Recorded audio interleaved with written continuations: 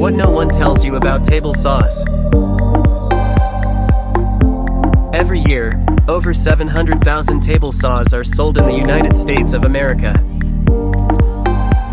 On average, 51,000 people have accidents with table saws. 33,000 of these people have to visit the ER.